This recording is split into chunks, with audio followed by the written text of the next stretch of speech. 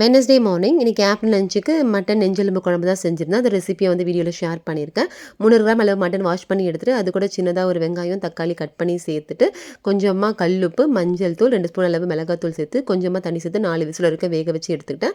அதுக்கப்புறம் மசாலா அரைக்கிறதுக்காக ஒரு 10 சின்ன வெங்காயம் தூள் உரிச்சு சேர்த்துட்டு அது கூட சின்னதாக தக்காளி அதுக்கப்புறம் கொஞ்சமாக தேங்காய் கட் பண்ணி சேர்த்துட்டு சின்ன துண்டு இஞ்சி 10 பல் பூண்டு அப்புறம் மிளகு பட்டை லவங்கம் இலையெல்லாம் சேர்த்துட்டு கொஞ்சமாக ஸ்பைசஸ் அது கூட எக்ஸ்ட்ரா ஆட் பண்ணிவிட்டு கொரகொரப்பாக அரைச்சிக்கிட்டு கொஞ்சமாக தண்ணி சேர்த்துட்டு அதுக்கப்புறமா எண்ணெய் ஊற்றிட்டு எண்ணெய் காஞ்சதுமே அதில் சோம்பு பொரிஞ்சு வந்ததுமே அது கூட கருவேப்பிலை சேர்த்துட்டு நம்ம அரைச்சி வச்சிருந்த மசாலாவும் அதில் சேர்த்துட்டு ஒரு மிக்ஸ் பண்ணிவிட்டு அதில் எண்ணெய் லைட்டாக பிரிஞ்சு வந்ததுமே நம்ம வேக வச்சிருந்த மட்டன் சேர்த்துட்டு அது நல்லா ஒரு கொதி வந்ததுமே லாஸ்ட்டாக வந்து கொத்தமல்லி தூவிட்டு ஸ்டவ் ஆஃப் பண்ணிட்டு செம்ம சூப்பராக வந்திருந்தது.